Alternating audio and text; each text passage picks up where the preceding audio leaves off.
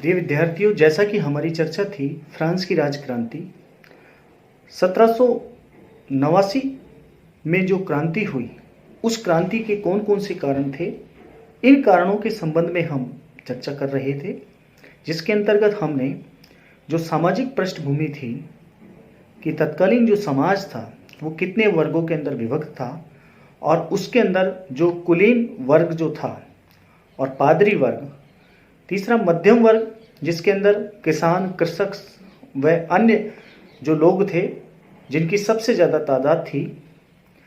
इसके पश्चात हम ये जानकारी लेंगे कि फ्रांस के अंदर जिस प्रकार से यहाँ कुलीन वर्ग के द्वारा और पादरी वर्ग के द्वारा जो ऐशो आराम की स्थिति उन्हें प्राप्त थी, उन्हें जिस प्रकार के अधिकार प्राप्त थे, इससे तत्कालीन जो जनमानस था उस जनमानस के अंदर आक्रोश था, और ये आक्रोश तत्कालीन शासक जो थे राजवंश, उनके विरुद्ध भड़का और क्रांति का रूप लिया। इसी कड़ी को हम आगे बढ़ाते हुए इसके जो आर्थिक कारण निहित थे उन आर्थिक कारणों की भी यहाँ चर्चा करेंगे। अनेक कारणों से फ्रांस की जनता में गहरा असंतोष, आर्थिक असंतोष भी था, और सरकार के वित्तीय कुप्रबंध ने उनकी वेदना को और अधिक तीक्ष्ण बना दिया। जबकि विशेष अधिकार प्राप्त वर्गों को करों के भुगतान से आंशिक रूप से मुक्त रखा गया था, तृतीय एस्टेट के लोग, विशेषकर कृषक वर्ग, अनेक प्रकार के प्रत्यक्ष और अप्रत्यक्ष करों के बोझ से दबे हुए थे। किसान को अपने सामंत, चर्च तथा राजा को अनेक प्रकार के कर देने पड़ते थे। यद्यपि फ्रांस में दास प्रथा नहीं थी, फिर भी यहाँ किसान को अपने सामंत को अनेक प्रकार की सेवाओं एवं खर्चों के द्वारा खुश रखना पड़ता था। किसानों से सामंती क्षेत्र की सड़कों, नहरों तथा सामंत के भवनों तथा दुर्गों में काम करवाया जाता था। उन्हें अपने सामंत की मील से आटा पिसवाना पड़ता था। सामंत के बड़े तंदूर में रोटियां सेकनी पड़ती थी तथा सामंत के शराब के भट्टे से ही उन्हें उपभोग की शराब बनानी पड़ती थी। जैसा कि मैजिस व एप्पल ने संसार के इतिहास नामक पुस्तक में इसका वर्णन जो किया है वो इस प्रकार से है कि बहुधा एकमात्र तंदूर, मिल और शराब का भट्टा वहाँ के लाड़ का होता था। ऐसी स्थिति में किसान लाड़ को रोटी, आटे और शराब को जो वे बनाते थे कुछ अंश देते थे। सामंतों को अब भी अधिकार था कि जहाँ उनकी मर्जी हो शिकार खेले, जहाँ चाहे ऐसा करने से किसानों की जो बोई हुई फसलें की बर्बाद क्यों ना हो जाए। इसके अलावा किसानों को यह अनुमति नहीं थी कि वह हिरन, खरगोश, कबूतर और उनकी फसलों को नष्ट करने वाले अन्य जानवरों को मार सके। ये सभी विशेषाधिकार मध्ययुगीन थे और वे इतनी अच्छी तरह से जड़ जमा चुके थे कि उन्हें समाप्त कर देना सुनिश्चित था। उन्हें समाप्त करना एक तरीके से मुश्किल ही था। कृषकों तथा तृतीय एस्टेट के लोगों को चर्च को थाइत नामक धार्मिक कर देना पड़ता था। थाइत नामक एक जो धार्मिक कर था, किसानों को सबसे अधिक कर राजा को देने पड़ते थे। ये कर दो प्रकार के थे, प्रत्यक्ष कर तथा अप्रत्यक्ष कर। प्रत्यक्ष करों में प्रमुख थे भूमि कर, व्यक्ति कर तथा आय कर। पादरी तंत्र तथा कुलीन तंत्र की को प्रत्यक्ष करों के भुगतान से छूट प्राप्त थी। अप्रत्यक्ष करों के अंतर्गत थे नमक कर, चुंगी कर, उत्पाद शुल्क, निर्यात कर आदि। इसमें नमक कर गाबेल ने फ्रांस की जनता को बहुत दुखी कर रखा था। नमक पर राज्य का एकाधिकार था और गाबेल यह नमक कर को कहा गया है के कारण नमक अपनी वास्तविक कीमत से कई गुना अधिक कीमत पर मिलता था। मांस को सुरक्षित रखने के लिए नमक आवश्यक वस्तुओं में से एक था और प्रत्येक व्यक्ति को नमक सरकारी एजेंटों से ही खरीदना पड़ता था। प्रत्येक परिवार के लिए 8 वर्ष से ऊपर के प्रति व्यक्ति के लिए कम से कम 7 पाउंड नमक प्रति वर्ष के हिसाब से खरीदना अनिवार्य कर दिया गया। नमक कर की दरों में विभिन्न क्षेत्रों में बहुत अंतर था। नमक कर न देने वालों को जेल भेज दिया जाता था या कोड़ों से पीटा जाता था। कानून द्वारा फ्रांस की जनता पर यह प्रतिबंध लगा दिया गया कि वह भोजन पकाने या किसी प्रकार के निर्माण कार्य में समुद्र के पानी का उपयोग नहीं करेगी, न लवणों कच्छों से अपने पशुओं को चराएगी, न ही उन्हें लवण युक्त झरनों से पानी पिलाएगी। कुल मिलाकर गाबेल यानी कि नमक को फ्रांस की सरकार ने जनता के गले में फंदे की तरह बांध के रखा था। यहाँ एक सिंडर नामक एक इतिहासकार जिन्होंने the making of modern man जो पुस्तक है उसके अंदर इसका जो वर्णन किया है कि अन्यायपूर्ण एवं घृणित गाबेल फ्रांस में क्रांतिकारी भावना को उत्पन्न करने में महत्वपूर्ण कारणों में से एक था। अर्थात ये जो नमक कर था वो एक प्रमुख कारण यहाँ बना। फ्रांस में कर व्यवस्था का एक दुखद पक्ष यह भी था कि कर सरकारी कर्मचारियों द्वारा वसूल नहीं किया जाता था, बल्कि ठेकेदारों द्वारा किया जाता था। सरकार उच्चतम बोली लगाने वाले व्यक्ति को कर वसूल करने का ठेका देती थी। ये ठेकेदार जबकि सरकार को यह निश्चित रकम देते थे, स्वयं अधिकाधिक व्यक्तिगत लाभ की आकांक्षा से बड़े मनमाने एवं अत्याचारपूर्ण तरीके से फ्रांस की गरीब जनता से कर की वसूली करते थे। 18वीं शताब्दी के उत्तरार्ध में कीमतों की अप्रत्याशित वृद्धि ने फ्रांस की जनता की आर्थिक वेदनाओं को विषमतर बना दिया। 1726 से लेकर 1741 के मध्य उपभोक्ता वस्तुओं की औसत कीमतों की तुलना में 1785 से 1789 के मध्य कीमतें 65% अधिक बढ़ गई।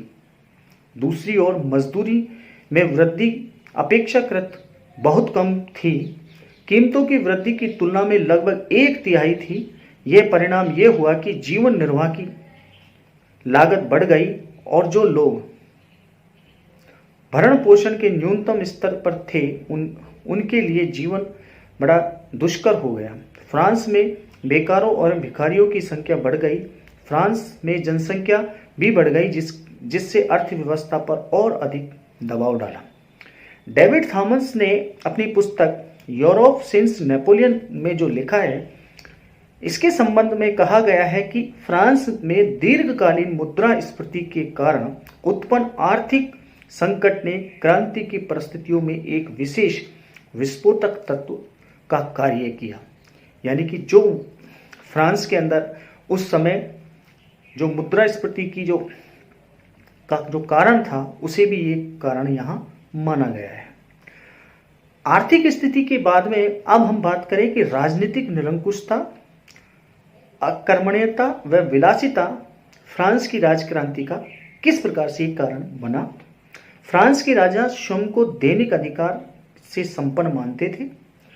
फ्रांस के राजा यहाँ वो अपने आप को दैवीय अधिकार से संपन्न मानते थे और इस अर्थ में ईश्वर की इच्छा से शासन करते थे कि जनता की इच्छा से, मतलब वो इसका अर्थ ये था कि ईश्वर की इच्छा से शासन करते हैं न कि जनता की इच्छा से। वे निरंकुश तथा स्वेच्छाचारी थे। इस प्रकार की स्थिति जनता के लिए तभी सुगत हो सकती थी जबकि राजा एक जनहितैषी तानाशाह की भूमिका निर्वाह करे। लेकिन दुर्भाग्य से फ्रांस की क्रांति का समकालीन राजा लुई 16वां और उसके पूर्ववर्ती राजा तानाशाह तो मुकम्मल थे ही, जनहितैषी होने का ढोंग भी भरते थे, लेकिन जनहित में उनका कोई वास्तविक तादम्ब नहीं था। वे वर्साय के महल की विलासिता और शान और शौकत में डूबे रहते थे तथा अपने राजनीतिक कर्तव्यों के प्रति उदासीन थे। लुई 16वां का प्रतिमान लुई 14वां, जिसका जो शासनकाल है 1643 से 1715, एक बहादुर एक एवं काबिल शासक था, लेकिन उसने फ्रांस को युद्धों एवं में इस कदर डुबो रखा था कि अपनी मृत्यु से पूर्व वह फ्रांस को आर्थिक दिवालियेपन की कगार पर छोड़ गया।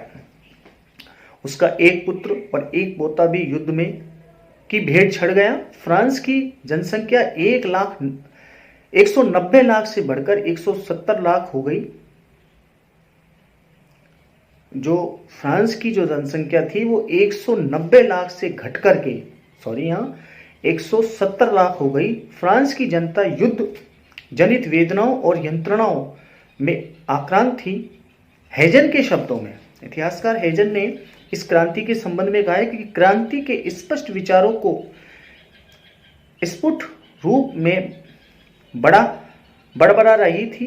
लुई 14वां इतिहास के एक दीर्घतम राज्यकाल अर्थात 72 वर्ष जो उसका शासनकाल है 1643 से 1715 तक के शासन करने के बाद जब वह मृत्यु को प्राप्त हुआ तो फ्रांस की जनता खुशी से कांप उठी और उसने अपने ईश्वर को इस उद्धार के लिए धन्यवाद दिया।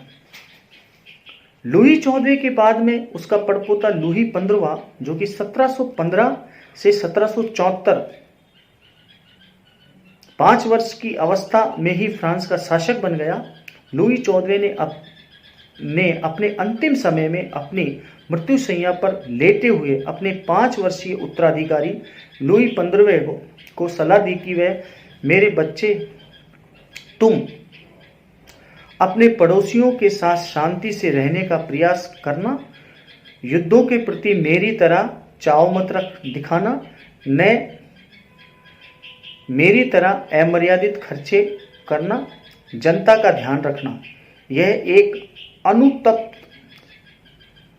नरेश की नेक सलाह थी, लेकिन लुई 15वें ने अपने लंबे राज्यकाल 1715 से 74 तक के दौरान पूरी तरीके से इनकी उपेक्षा की। उसने फ्रांस को अनेक अंतर्राष्ट्रीय युद्धों में झोंक दिया।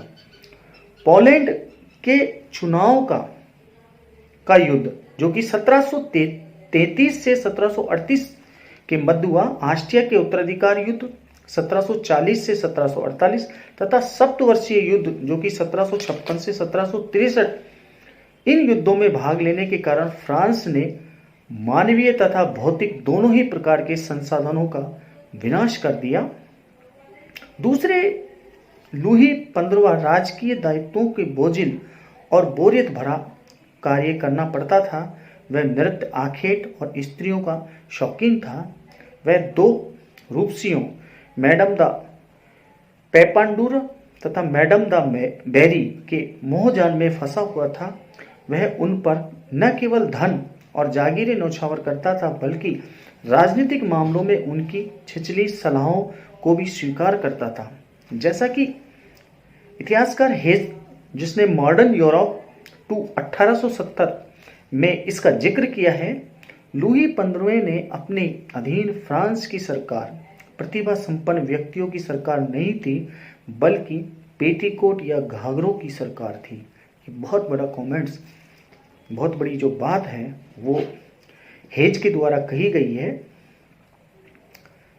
लुई 15वें के शासन के बारे में पेरिस में ऑस्ट्रिया के राजदूत काम्टे डी मर्सी ने लिखा है कि वर्साय के दरबार में संभ्रांति या उलझन, अपयश तथा अन्याय के सिवा कुछ नहीं है।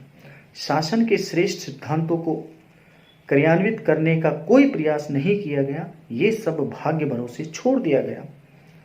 इसी प्रकार से यहाँ देखते हैं कि जो अन्य शासक हुए उन सभी शासकों ने इस प्रकार का रवैया अपनाया। लुई 15वें के बाद में जो उसका पोता लुई 16वां जो कि 1774 से 1793 में 20 वर्ष की अवस्था में फ्रांस का शासक बना। जब लुई छोटा सा था तभी उसको ये उम्मीद थी कि वह फ्रांस का शासक बन जाएगा, लेकिन अन्य प्रत्यक्ष उत्तराधिकारियों की अनपेक्षित रूप में दिवंगत हो जाने की वजह से लुई 16वां सिंहासन पर आसीन हुआ। वह स्वयं इसके लिए मानसिक रूप से तैयार नहीं था। कहा जाता है कि नेक इरादों वाला सदस्य वह व्यक्ति था, लेकिन उसमें राजकार्यों के प्रति अपेक्षित समझ व संकल्प का अभाव था। वह शीघ्र निर्णय लेने में असक्षम था तथा डरपोक था। वह वर्साय के परिष्कृत परिवेश का एक अगाड़ी और गरिमा शून्य केंद्र था। वह अपने महल की खिड़कियों से ही हिरण का शिकार करना पसंद करता था। अपने राज्यकाल के आरंभ में वह फ्रांस के एक बुद्धिमान राजनीतिक तुर्गों के प्रभाव में था, लेकिन बाद में वह अपनी रानी मैरी एंटोना के प्रभाव में रहा। इसके बाद उसके देश फ्रांस के लिए एक बड़ा दुर्भाग्यकारी सिद्ध हुआ। फ्रांस की सरकार ने इसे पेटीकोट सरकार कहा है। इस समय की जो सरकार थी उसे पेटीकोट सरकार कहा है। हेजन के शब्दों में फ्रांस में बूर्बों राजवंश के काल में महिलाओं का प्रभाव कुछ विशेष ही रहा और मैरी एंटोनीट भी इसी प्रक्रिया का अपवाद नहीं थी। स्वेन के शब्दों में लुई 16वें की युवा सुंदरी पत्नी मैरी एंटोनीट उसके गले में चक्की के पाट की तरह लटकी हुई थी। हेजन के अनुसार वह एक सुंदर, लावणीय तथा चुलबुली थी। उसमें बहुत सी ऐसी विशेषताएं थी जो राजा में नहीं थी। उसमें दृढ़ इच्छा शक्ति थी, शीघ्र निर्णय लेने की क्षमता थी। चर्चा हमारी जारी रहेगी।